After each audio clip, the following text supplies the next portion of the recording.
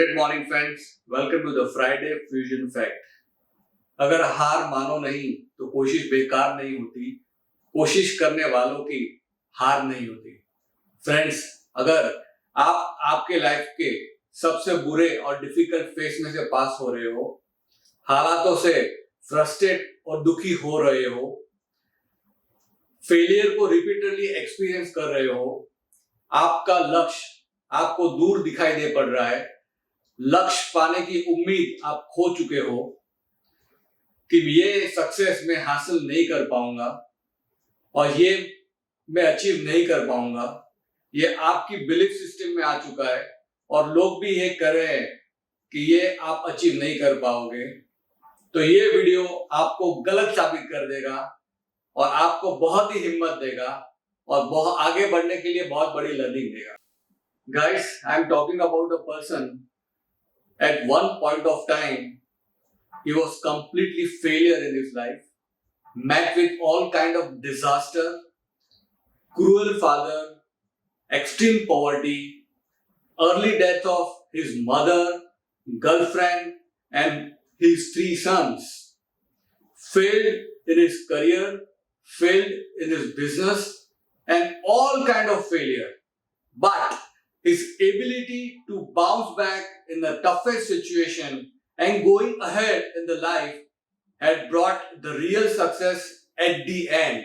Yes, friends, I am talking about the most successful 16th president of United States.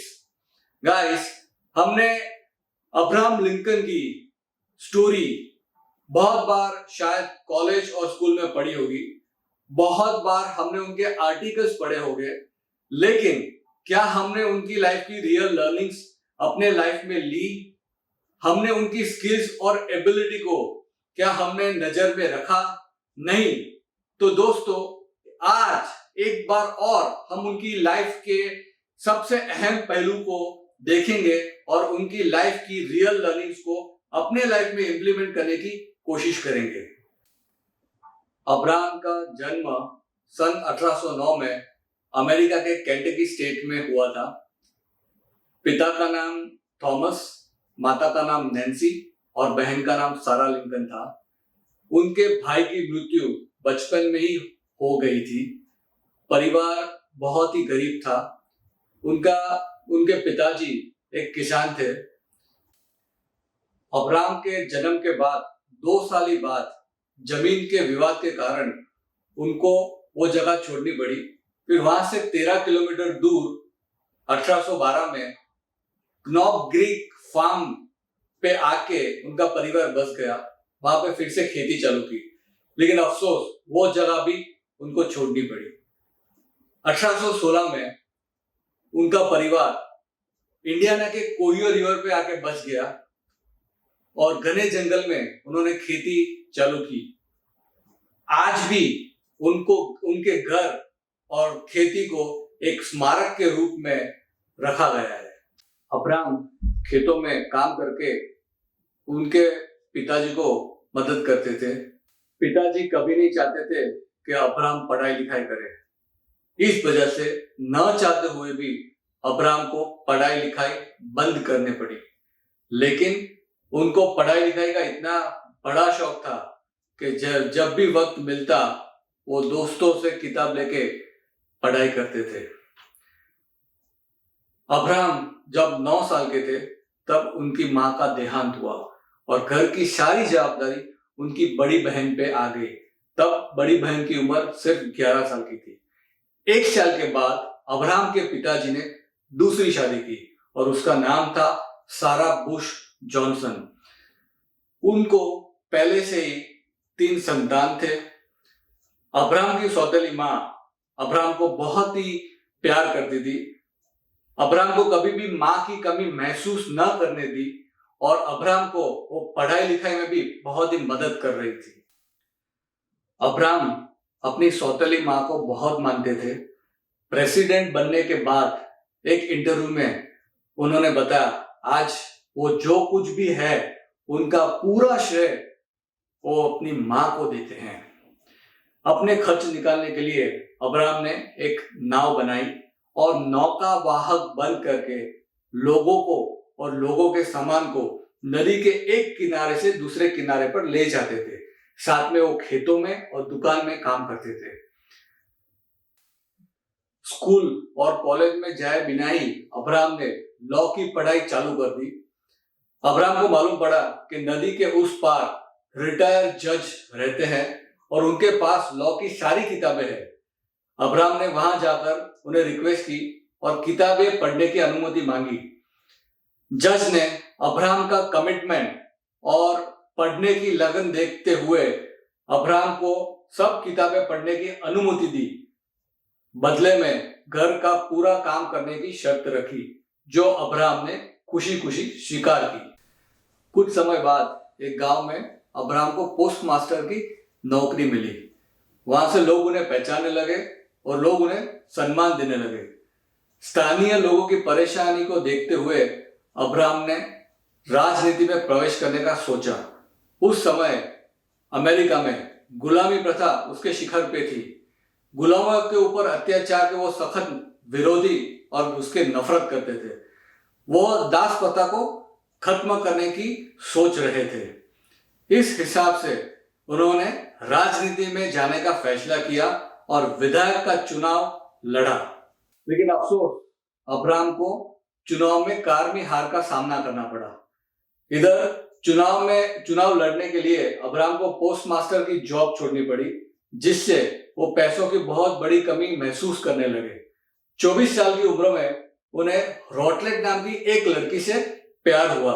लेकिन अफसोस, रॉटलेट की कुछ समय बाद गंभीर बीमारी से मृत्यु हो गई। रॉटलेट की मृत्यु से अब्राहम को एक गहरा सदमा लगा था और वो घंटों तक उसकी कब्र पे आंसू बहाया करते थे। अब्राहम के जीवन में सब कुछ उनके खिलाफ चल रहा था। जीवन में वो इतने निराश हो चुके थे कि एक समय ऐसा था कि वो अपने आप को चाकू और छुरी से अलग दूर रखते थे, क्योंकि उन्हें डर था कि शायद वो खुद अपनी जान न ले ले। उस समय अब्राहम के एक मित्र कॉलिन ग्रीन ने उनका मनोबल बढ़ाया और उनको डिप्रेशन से बाहर निकाला। कॉलिन ग्रीन की मदद से ही अब्राहम वापस विधायक का चुनाव लड़े और इस बार वो चुनाव में जीत गए। अभी उनकी गिनती सबसे युवा विधायक में होने लगी। वो युवाओं को आकर्षित करने लगे और अभी वो विधानसभा में खुलकर बोलने लगे। उनकी बातों को इम्पोर्टेंस मिलने लगा। अब्राहम वकालत में फाइनेंशियली सफल ना हो पाए, क्योंकि वो गरीबों के केस लड़ते थे और केस लड़ने के लिए कभी भी उनसे पैसा नहीं लेते थे। पूरा जीवन उन्होंने एक भी झूठा मुकदमा नहीं लड़ा।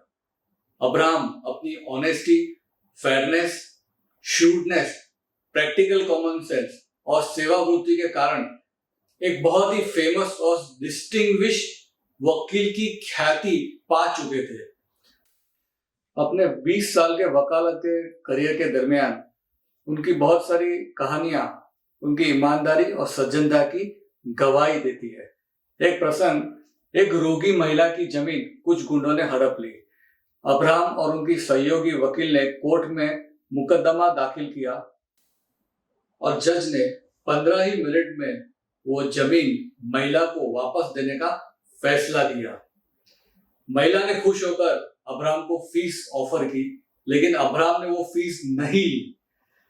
वो मानते थे कि गरीब महिला से पैसा लेने से बदतर है कि भूखे मरना और भूखे सोना। लेकिन सहयोगी वकील को उन्होंने फीस दी, खुद ने एक पैसा भी नहीं रखा। 33 साल की उम्र में अब्राहम ने मैरी नाम की एक लड़की से शादी की और एक के बाद एक मैरी ने 4 बच्चों को जन्म दिया। लेकिन उनका तीसरा ही बच्चा ही जीवित रह सका और बाकी सब बच्चे की बचपन में ही मृत्यु हो गई। 9 साल की उम्र में मां का देहांत हुआ। परिवार की गरीबी के कारण स्कूल और पढ़ाई को छोड़ना पड़ा। 21 साल की उम्र में वार्ड मेंबर का चुनाव लड़े, लेकिन हार गए।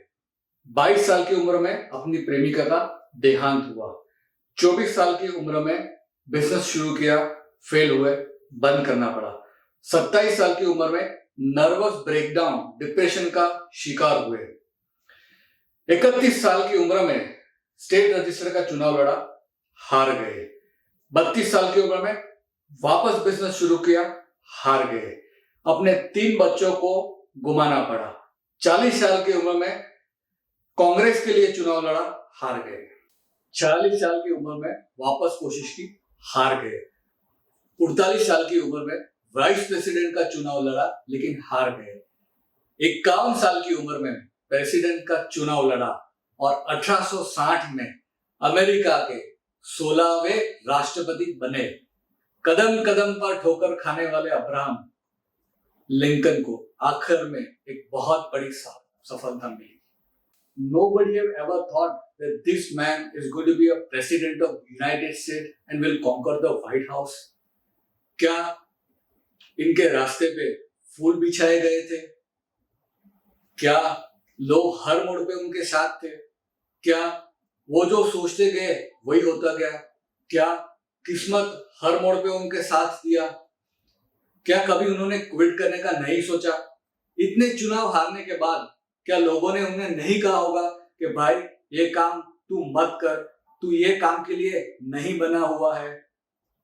इतने फेलियर और प्रेशर में उन्होंने आगे चलना बंद नहीं किया, परिस्थिति का सामना किया और जब तक जीत हासिल नहीं की तब तक वो आगे बढ़ते रहे। फेल होना गलत बात नहीं है, लेकिन वहां से बाउंस बैक न करना ये बहुत बड़ी गलती है। If you have a clear vision what you want to become with sheer grit, commitment and burning desire, you can conquer anything what you want in your life. असफलता एक चुनौती है, उसे स्वीकार करो। क्या कमी रह गई देखो और सुधार करो। जब तक न सफल हो नींद चैन की त्यागो तुम। जब तक न सफल हो नींद चैन की त्यागो तुम। संघर्ष का मैदान छोड़ मत भागो तुम। कुछ किए बिना ही जय जयकार नहीं होती। कुछ किया बिना ही जय जयकार नहीं होती। कोशिश करने वालों की हार नहीं होती। Now relate yourself with Abraham Lincoln. Are you experiencing the same thing in your life? Are you suffering from great losses in the business? Lost job? Relation broken? Don't get upset. Come on. Leave all the negative aside. Try one more time. उत्तिष्ठ, खड़े हो जाओ और जब तक सफल ना बनो तब तक प्रयत्न चालू रखो। Transfer your emotion into resolution. मैं ये करके ही दिखाऊंगा, तब तक चैन की सांस नहीं लूंगा। Guys, if you have learned something from this video, kindly like, share and comment and subscribe this channel. Don't forget to hit the bell button. Do things with such an impact that the world would like to follow you. Keep smiling, keep sparkling. I would like to see you on the top. For constant motivation and learning, kindly be with me.